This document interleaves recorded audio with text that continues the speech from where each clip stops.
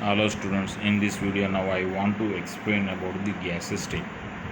Here it is very important to study about the gas state in order to understand the uh, structure of the matter and the behavior of the substances. Here we know very well that in gases the molecules or atoms are away from the each other compared to the molecules in the liquids and in the solids. So here in gaseous state we observe the large distances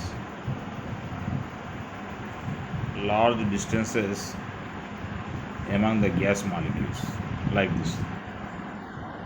Whereas in liquids and in solids molecules are very closely arranged like this. Here this is in the liquid state, here this is in the gases solid state, and here it is in the gaseous state. That means compared to the liquid and solid states, gaseous state is a very simple state, so that we can easily understand the effect of the pressure, temperature, and other things on the structure of the matter. So that's why here it's very important to know about the gaseous state. And in the previous classes, that means in the 8th, ninth, and in the inter classes, we have studied about the gas laws. In this degree, we have to understand the deviations from the ideal behavior. But prior to that, let us recollect what is ideal gas and what are gas laws. Okay. So here we have the in 11th class we have studied about the many gas laws. For example, Boyle's law, Charles' law, Avogadro's law, Graham's law of diffusion, Dalton's law of partial pressures. Like this, we have studied many gas laws. So now we study the Boyle's law, Charles' law, Avogadro's law, and what is that? Ideal gas equation derivation, and what is ideal gas. And then after we go for the deviations. Okay, now. So first of all, we go for the Boyle's law. So here in Boyle's law, the temperature and mass is kept constant. That means here we take gas of a definite amount or definite mass, specified mass. Okay, and here when at a constant temperature, different pressures are applied on the specified mass of the gas, then the volume of that gas is indirectly proportional to the pressure applied on it. This is known as the Boyle's law. So I read once again. The volume of a given amount of gas at a constant temperature is indirectly proportional to the pressure applied on it. So in the mathematical form, we can write it as the V is proportional to 1 by P.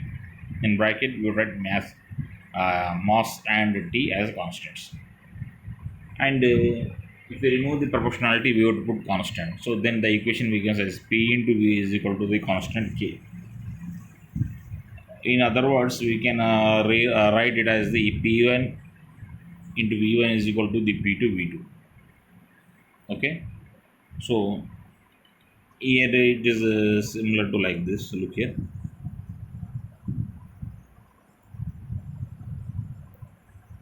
6 into 2 is equal to the 3 into 4.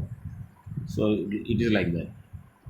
When the pressure is high, volume is less. When the pressure is low, volume is high. So indirect relation is there, but anyhow, their product is constant. Product of pressure and volume is constant. So that's why we can write it as the P1 into V1 is equal to P2 V2. So these two laws are known as the Boyle's laws. And whenever we draw the graph for the volume against the pressure, we get a graph curve like this. Okay, now we get a curve like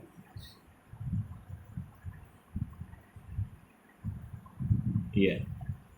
And whenever we draw a graph for pressure into a PV against pressure, we get a parallel line to the x-axis, that means pressure axis. In a similar way, whenever we draw graph for the PV against V, here also we get the same graph, that is parallel dot that runs parallel to the pressure. So whatever may be the pressure and volume, the product of the PV remains constant. So by these two graphs, we came to know that whatever may be the pressure and volume and pressure, the PV value remains a constant at all pressures and at all volumes. PV remains a constant. So that we have to remember. And a beautiful example we can take from the life to understand the Boyle's law. For example, take a glass tumbler and fill it with water, and then put a straw in it and blow air into it. What do we observe?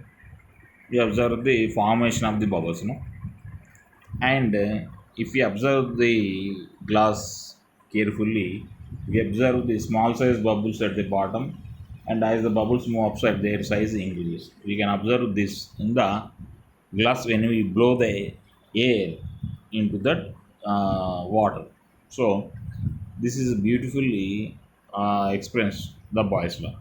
So at the bottom, the pressure is high because the total weight of the water is at the bottom. As we move up in the water, pressure decreases because what amount of water decreases as we reach the top. So at the bottom, pressure is high and the volume of the gas is less, and the size of the same bubble increases as it reaches the top, because at the top the weight, that means the pressure of the water is less. As a result, its volume increases, so the size of the bubble increases. So like that we can easily understand the Boyle's law.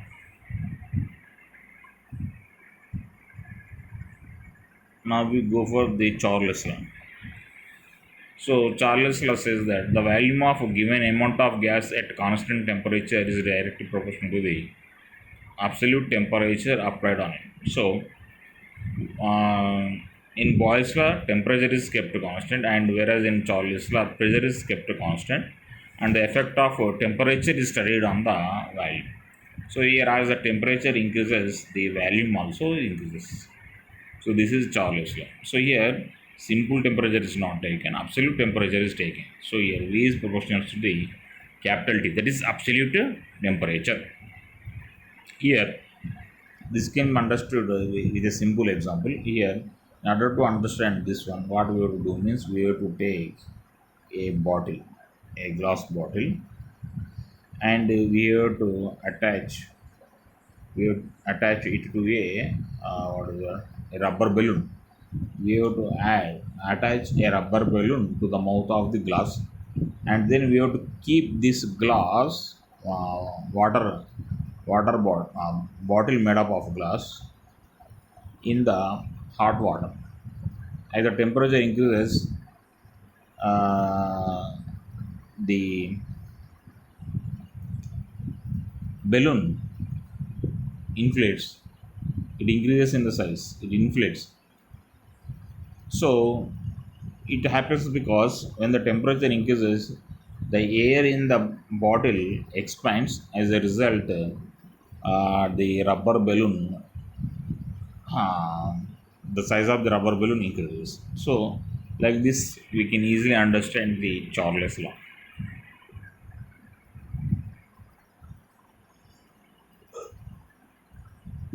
So these are the mathematical forms of the Charles law. V is proportional to T. If we remove the proportionality, we have to put constant, then the equation becomes as V by T is equal to the constant. This can be written in other form as V1 by T1 is equal to the V2 by T2. So these are the different forms of the Charles, mathematical forms of the Charles equation. This is the graph related to the Charles law.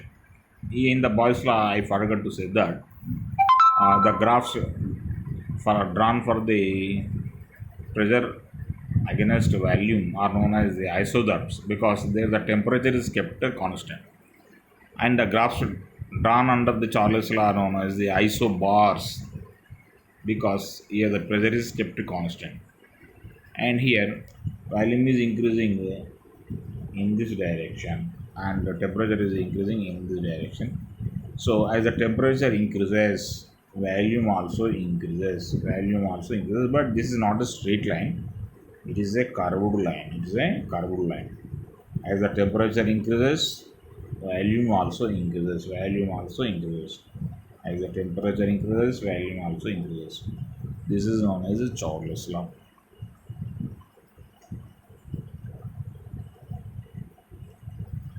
Now we go for Avogadro's law. So in Boyle's law, pressure in temperature is kept constant, and in Charles law, pressure is kept constant. And in Avogadro's law, the temperature and pressure both are kept constant. And here, when these two are kept constant, then the volume of the gas depends on the amount of the gas. So that means here V is proportional to N. The Avogadro's law can be said in another way that at a constant temperature and pressure, the gases that of the same volume contain same number of the particles or molecules. So that is another way of saying the Avogadro's law. So in a simple manner, we can say that V is proportional to N. Here, temperature and pressure are kept constant. So these are the mathematical expressions for the Avogadro's law. That is V by N is equal to constant, or V1 by N1 is equal to the V2 by N2. So now we have to learn about the ideal gas. So we say a gas is ideal gas whenever it obeys all the gas laws at all temperatures and pressures. A gas is said ideal gas when it obeys all gas laws under all conditions of temperature and pressure. So we say a student as ideal student whenever he obeys all his masters under all conditions. So actually it is not true. No gas is the ideal gas because no gas obeys all the gas laws under all temperatures and pressures. So that's why here we can say that no gas behaves as an ideal gas. So the gases which don't behave, which don't obey all the gas laws are known as the real gases. So all the gases are real gases only.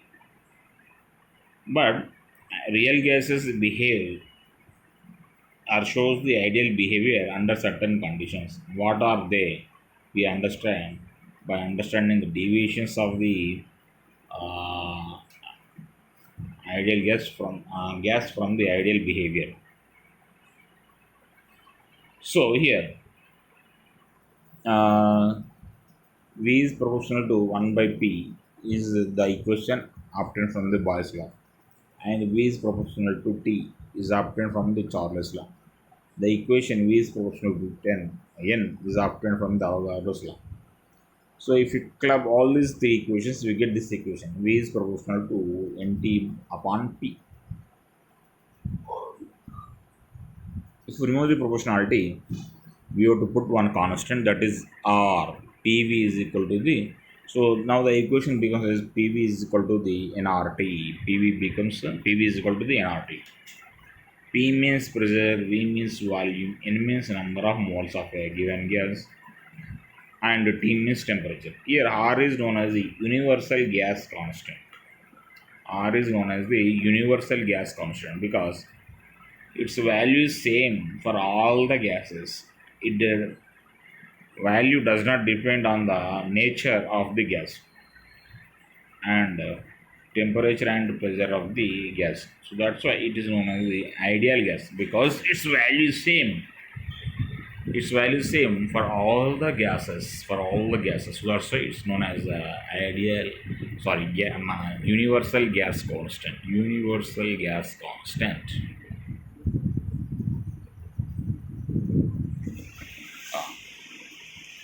Here, this graph shows how the real gases deviate from their ideal behavior.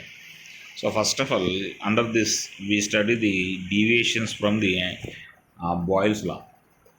So here this graph tells about the deviations from the Boyle's law. Here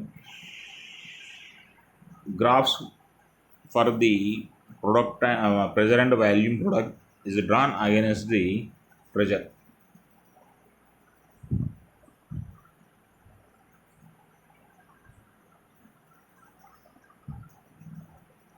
Pressure and volume product against the pressure.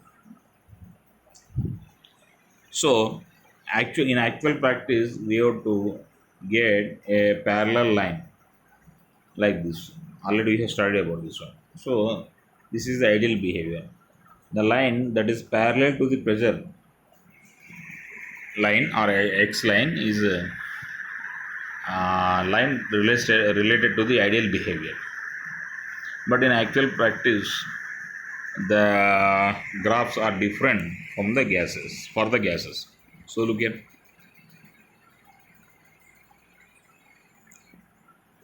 here, nitrogen gas shows ideal behavior at low temperatures, and at a medium wavelength we observe some negative deviations, and at a certain pressure it shows a minimum value, and then after it goes on increasing. That means here gases behave ideally at a low pressures. They lose their ideal behavior at high pressures. That point we have to remember. So at low pressures are to be maintained for gas to show the ideal behavior. Low pressures. Okay na? And now we observe the same type of graphs for the oxygen and carbon dioxide gases also. So nitrogen, oxygen, carbon dioxide gas, hydrogen gas, and helium gas, all these gases are approaching ideal behavior at very low pressures, and at medium temperatures they show negative deviation or under perfect deviation, and at higher pressures they show the positive deviations or over perfect deviations. And hydrogen and helium gases are showing always positive deviation, but anyhow they also reach the ideal behavior at a low pressure. So this graph tells us that gases behave ideally at a low pressures.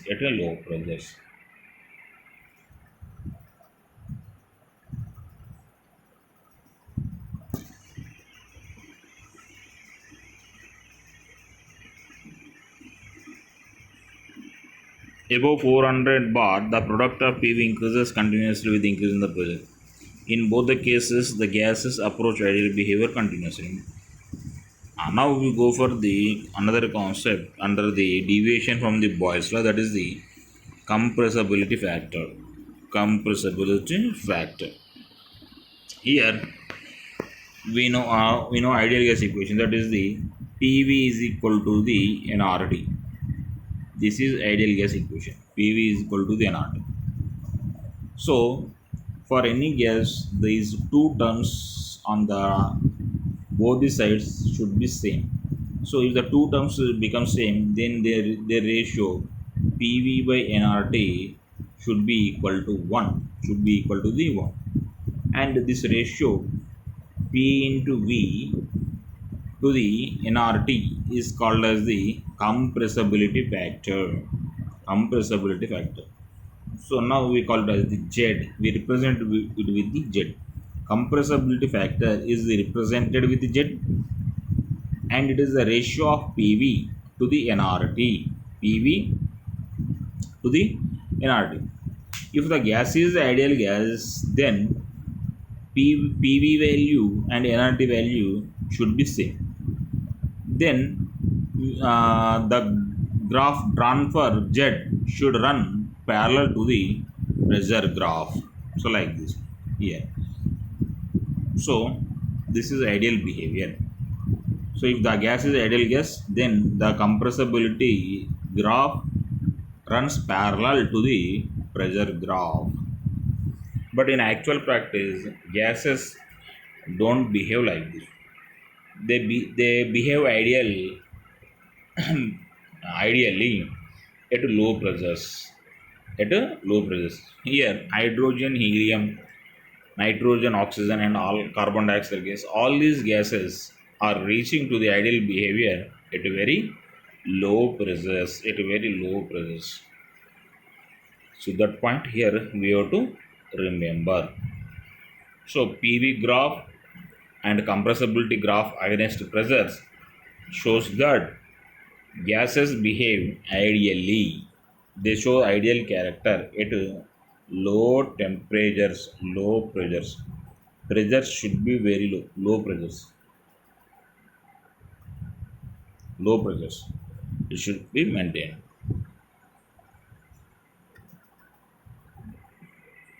All the curves approach ideal value as the pressure approaches zero. Thus, at low pressures, all the gases behave ideal gases. At moderate pressures, there is negative or under perfect deviation. Hydrogen, helium do not show negative deviations. However, negative deviation for them is observed at low temperatures. So, all these things we can observe in the graph. Now, third point. At high pressures, there is a positive or over perfect deviation, and the gases do not approximately obey Boyle's law. So, all these points we can observe in the graph.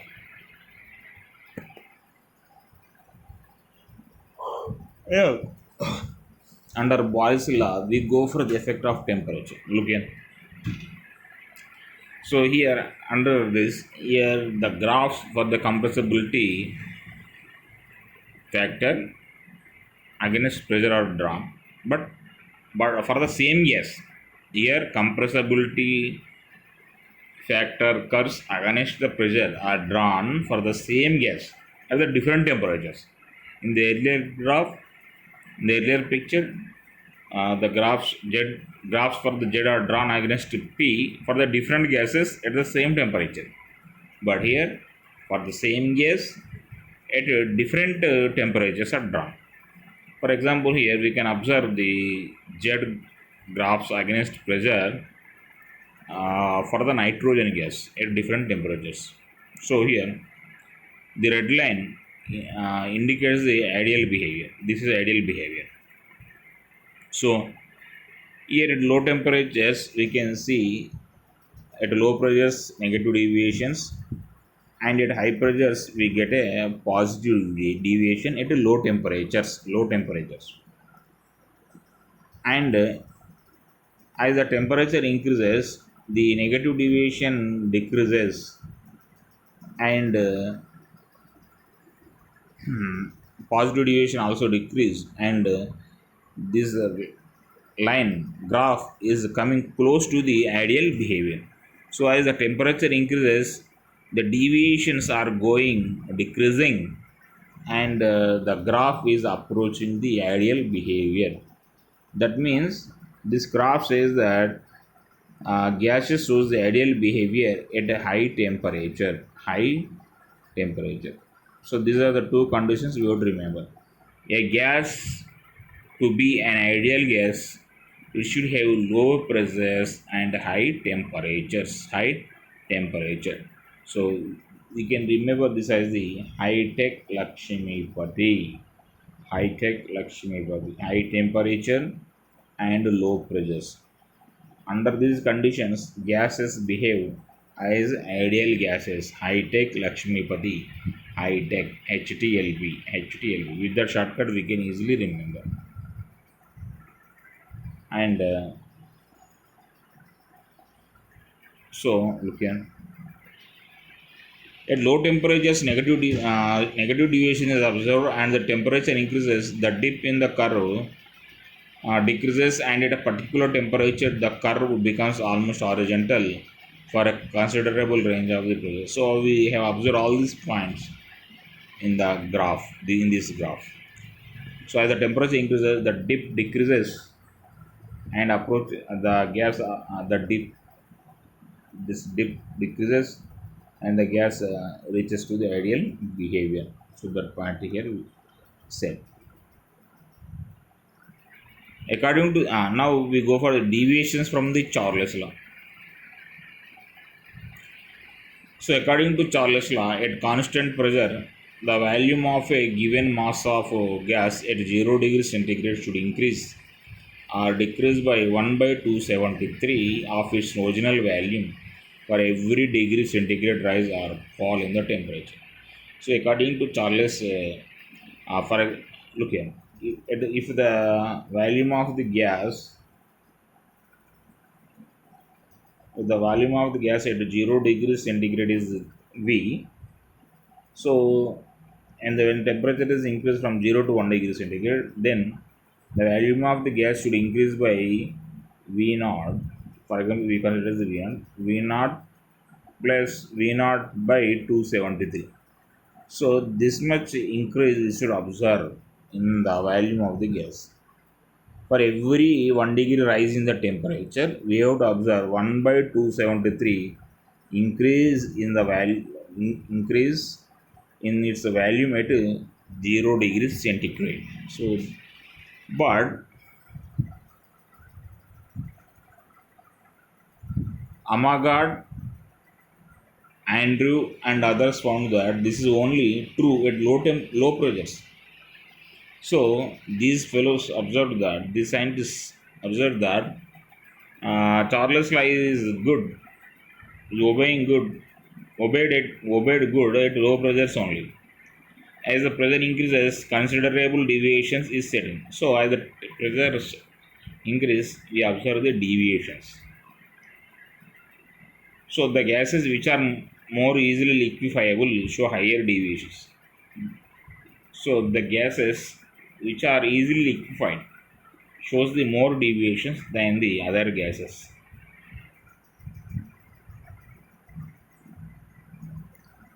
Now we go for the deviations from the Avogadro's law. So according to Avogadro law, any gas has to occupy uh, 22.414 liters volume for 22.414 liters volume at 0 degrees centigrade and 1 atmosphere pressure. We have to know 0 and 1, 0 and 1. So at 0 degrees temperature and at 1 atmosphere pressure, 1 mole of any gas should occupy the 22.414 liters value. But in actually, it is not true because uh, neon, for example, neon occupies 22.428 liters volume under NTP conditions. So what are NTP conditions? NTP conditions normal temperature and pressure conditions. So 0 degrees centigrade is known as standard temperature and 1 atmosphere pressure is known as the standard pressure. So NTP or STP conditions are same, 0 degrees centigrade and 1 atmosphere pressure, 1 atmosphere pressure. So all the gases should occupy 22.4 liters value. This is known as molar value, molar value. So this is not true. This is found not true. Um, Neon volume is 22.428 liters at NTP or STP conditions, and hydrogen occupies 22.425 liters volume under NTP conditions or under STP conditions. Nitrogen occupies 22.402 liters volume. So actually it should occupy 414. Here we have higher value for the nitrogen, for neon and hydrogen, higher value. And for this is also higher value than the normal value. And hydrogen sulfide, 1 mole of hydrogen sulfide occupies 22.512 liters while ammonia occupies 22.084 while under NTP conditions or STP conditions. That means these gases are showing deviations from the original behavior. So for the gas, by looking at the graphs, this type of graph, uh, this also we have to observe, and this graph also we have to observe. So by observing this type of graphs, we can say that a gas behaves as an ideal gas. A gas behaves as an ideal gas. It so we have to remember this one. It what is it? Low pressures, low pressures, and high temperature. This we have to remember. So high temperature and low pressure. So all the gases behave as ideal gas at low pressure and high temperature. That we have to remember.